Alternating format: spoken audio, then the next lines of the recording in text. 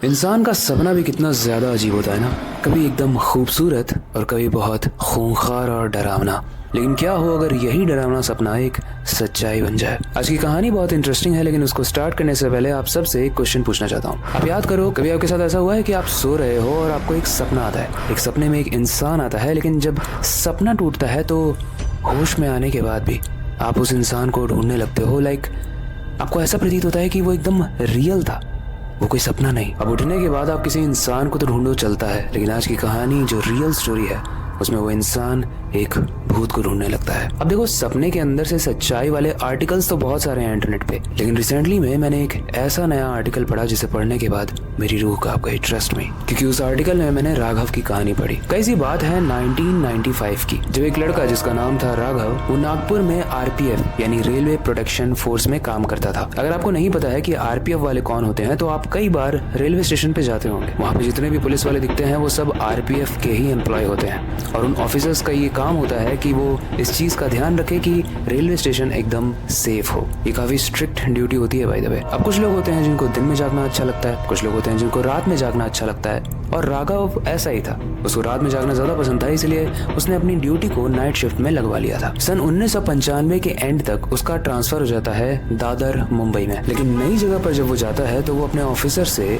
Morning shift मांगता है, यानी दिन वाला शिफ्ट। सबको बड़ा अजीब लगता है क्योंकि राघव तो हमेशा से ही नाइट शिफ्ट वाला इंसान था। लेकिन जब राघव से पूछा गया कि क्यों भाई, क्या हुआ, रात में तुम्हें डर वर लगने लगा है क्या जो तुम दिन वाली ड्यूटी ले रहे हो? इसके रिप्लाई में राघव बोलता है, मैं एक आरपीएफ ऑफिसर हूँ। मुझे पता है कि इस भारत में ऐसे कौन से स्टेशंस हैं जो बहुत ज्यादा डेंजरस और डरावने हैं, और मुंबई के दादर स्टेशन की पैरानॉर्मल यानी भूतिया कहानियां मैंने अक्सर पढ़ी हैं, इसीलिए मैं नाइट शिफ्ट में ड्यूटी यहाँ पर बिल्कुल नहीं करने वाला हूँ। अब शुरू में तो सब लोग शॉक हुए, लेकिन राघव की रिक्वेस्ट को मानते हुए एट द एंड उसे डे वाली शिफ्ट यानी मॉर्निंग शिफ्ट दे दी गई। उसके बाद से सब कुछ नॉर्मल हो गया। वो सुबह उठता था, ब्रेकफास्ट करता था, ऑफिस जाता था और मेक श्योर करता था कि उसको जो भी ड्यूटी असाइन की गई हो, जो भी ड्यूटी उसे दी गई हो, वो उस चीज को अच्छे से निभाए। क्योंकि उसके दिमाग में एक चीज थी, अगर मैं अपनी ड्यूटी को अच्छे से दिन में नहीं निभाऊंगा तो शायद मैं नाइट शिफ्ट में डाल दिया जाऊंगा। राघव एक ऐसा इंसान था जिसको भूत और प्रेत पे बिलीव था। वो मानता था कि ये चीजें होती हैं दुनिया में। वो इन चीजों की कहानियां भी पढ़ता रहता था, और शायद यही रीजन है कि वो नाइट शिफ्ट में स्पेशली दादर वाले रेलवे स्टेशन में नहीं जाना चाहता था। वेल, 3 महीने तक तो सब कुछ सही चला। इन 3 महीनों में कभी कभी ऐसा भी हुआ कि जिसकी ड्यूटी नाइट में लगी थी वो अवेलेबल नहीं था, तो राघव को भेजा गया, और राघव ने ऐसा कोई भी डरावना चीज एक्सपीरियंस नहीं किया। इसका मतलब अभी तक तो सब कुछ ठीक चल रहा है कहानी में, लेकिन आगे आने वाला है बहुत ही डरावना ट्विस्ट। क्योंकि राघव का घर जो था वो रेलवे कॉलोनी में ही था, जो कि दादर रेलवे स्टेशन के बहुत ही करीब था। और रात में जो गतिविधियां होने लगी वो सुनने के बाद आपकी रूह कांप जाएगी। लेकिन उससे पहले हेलो हॉरर स्टोरीज। गाइस, जैसा मैंने आपको बताया कि राघव का घर रेलवे स्टेशन के काफी पास था। एक रात उसको नींद नहीं आ रही थी, तो बस नींद टूटते ही वो उठ गया और सोचता है कि चलो मैं वॉक करके आता हूँ। अब रात के 3 बज गए थे और स्टेशन एकदम पास में ही था, तो वॉक करने के लिए कोई और जगह नहीं थी।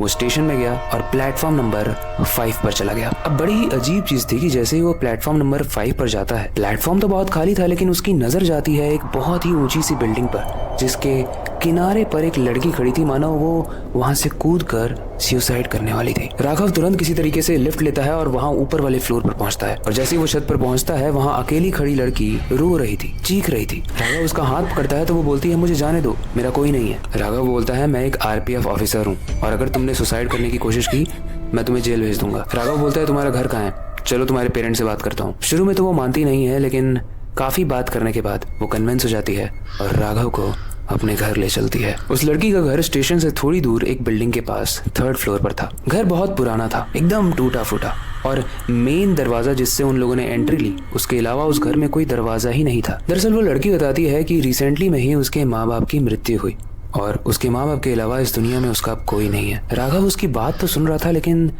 उसके मन में एक और चीज आ रही थी कि यार ये लड़की कितनी खूबसूरत है। वो लड़की दिखने में लगभग 18 से 19 साल की एज की होगी। राघव उससे ना चाहते हुए भी अट्रैक्ट होने लगा, और बातों ही बातों में दोनों की दोस्ती हो गई। वेल, रात काफी हो चुकी थी और अगली सुबह राघव की ड्यूटी भी थी, इसलिए राघव जाने से पहले अपना फ्लैट नंबर उसे देता है और बोलता है कि अगर तुम्हें कभी भी ऐसा लगे कि तुम अकेला फील कर रही हो तो मेरे घर आ जाना, मैं वहाँ पर हमेशा रहूंगा। उसके बाद राघव अपने रूम में चला जाता है। लेकिन धीरे धीरे दोनों की बातें ज्यादा होने लगती हैं और दोनों ही एक दूसरे के प्यार में डूबने लगते हैं। उन लोग के बीच की नजदीकियां काफी बढ़ने लगती हैं। वो लोग रोज घंटों कॉल पर बात करते थे। राघव उसे अपनी जान से ज्यादा चाहने लगा था। लेकिन अगर आपको ऐसा लग रहा है कि ये तो मैं लव स्टोरी सुना रहा हूँ, हॉरर स्टोरी कहाँ है, तो just wait for the moment, क्योंकि कहानी में अब एक ट्विस्ट आने वाला है। अब एक रात की बात है, राघव को फिर से नींद नहीं आ रही थी, तो वो फिर से उठता है, सोचता है कि वॉक कर लूं। प्लेटफॉर्म नंबर 5 पर जाता है, तभी वो देखता है कि वो लड़की इस बार प्लेटफॉर्म के सामने एकदम किनारे पर खड़ी है। राघव मजाक में कहता है कि इस बार क्या तुम्हारा ट्रेन से मरने का प्लान है। उसके बाद वो जो लड़की राघव को कहती है, वो सुनने के बाद राघव के रोंगटे खड़े हो जाते हैं, क्योंकि वो कहती है राघव एक बार जो मर जाता है वो दोबारा कैसे मर सकता है।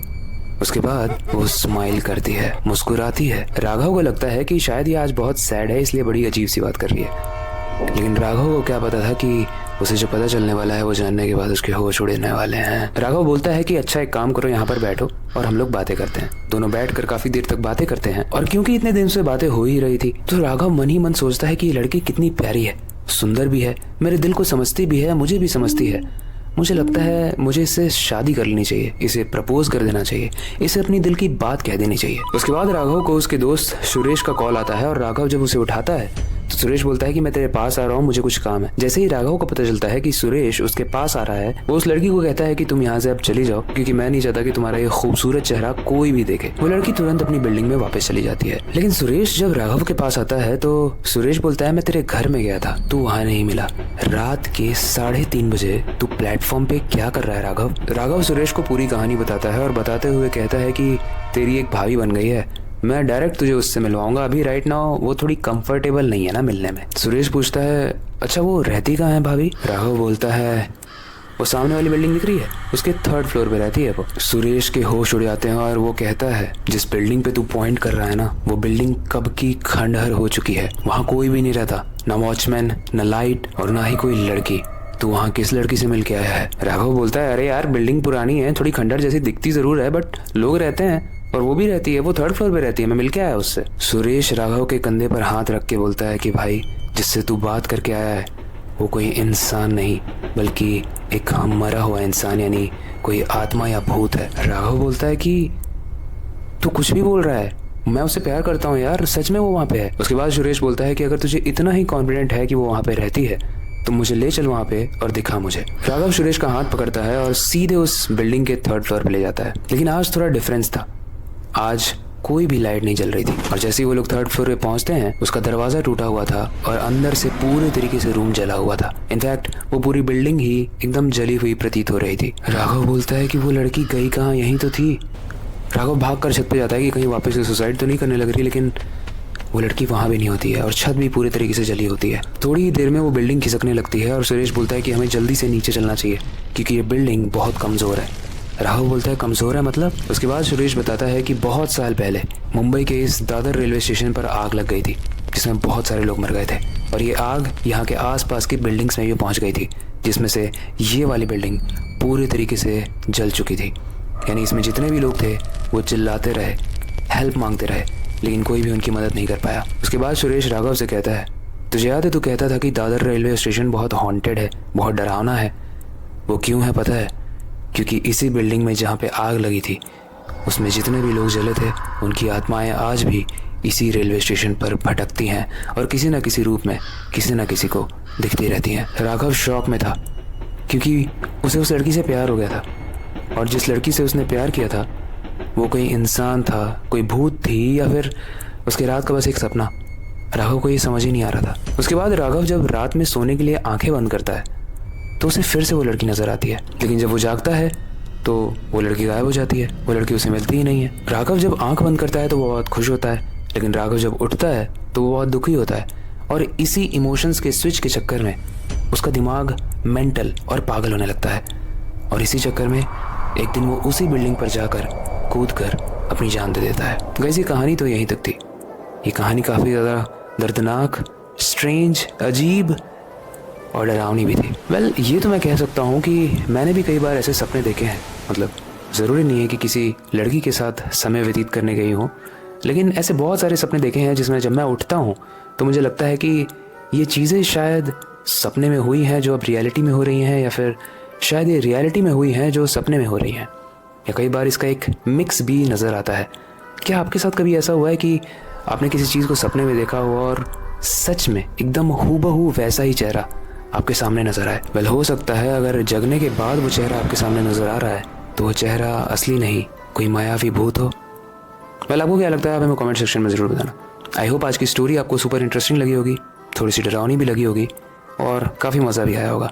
ऐसी और इंटरेस्टिंग वीडियोस हम बनाने वाले हैं समय के साथ, इसलिए मेक श्योर कि आप इस पेज से जुड़े रहना। बाकी अगर आपके पास कोई सजेशन है या कोई टॉपिक है जिसे आप चाहते हो कि हम आने वाली वीडियोस में कवर करें तो आप हमें कमेंट सेक्शन में ज़रूर बता सकते हो। बाकी वक्त आ चुका है हमेशा की तरह इस वीडियो को एंड करने का और नई सुपर इंटरेस्टिंग वीडियो पर काम शुरू करने का। लेकिन जाने से पहले मैं हमेशा की तरह एक ही चीज़ कहना चाहूँगा, अपनी क्यूरियोसिटी को डाई मत होने देना, नई चीज़ें सीखते रहना, अपने बेड के नीचे और खिड़की के बाहर ज़रूर देख लेना।